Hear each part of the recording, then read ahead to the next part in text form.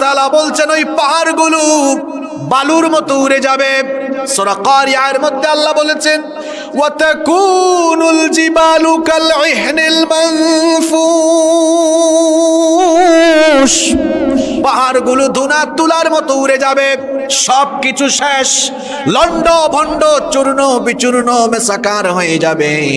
এরপরে আল্লাহ বলবেন ইসরাফিল তুমি এবার দ্বিতীয়বার সিংহায় ফু দিয়ে তোমার দায়িত্ব কমপ্লিট করো। দ্বিতীয়বার সিংহায় যখন তিনি ফু দিবেন, সিংহার ফুৎকারের সাথে সাথে কবর থেকে মানুষ উঠে হাসরের ময়দানের দিকে যেতে থাকবে। যার হুকুমে তিনি কে? আল্লাহ তাআলা বলছেন যখন এই কাফেরগুলো, অবিশ্বাসী, পরকাল অবিশ্বাসী লোকগুলো বিচার দিবসে, কর্মফল দিবসে, প্রতিদান দিবসে হাজির হবে, তখন তারা আফসোস করে বলবে ওয়াকালু ইয়া ওয়াইলানা হাযা ইয়াউমুদ্দিন,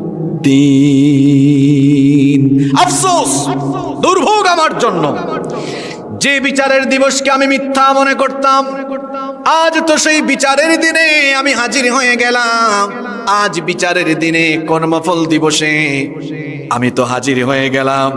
আমার বাবা জান, ভাই জানরা, আমরা মরে যাওয়ার পরে আবার আল্লাহ আমাদেরকে জিন্দা করবেন, এ ব্যাপারে কি আপনাদের কোনো সন্দেহ আছে নাকি?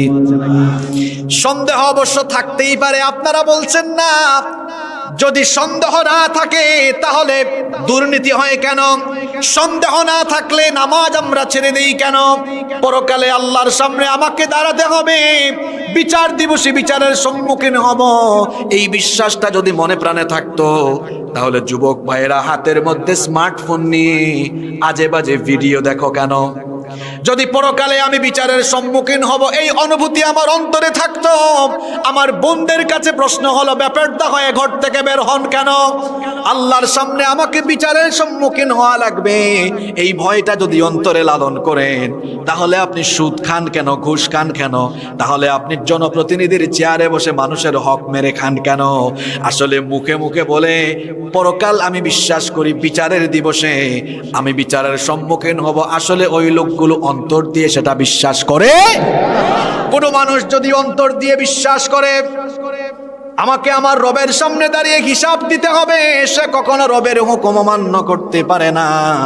যেমন কোনো একজন মানুষ যদি চাকরি করে, কোনো একজন মানুষ যদি চাকরি করে, সে যদি জানে আজ সন্ধ্যা বেলায় আমার কোম্পানির মালিক, তার কাছে আমার গত 1 মাসের সকল কাজের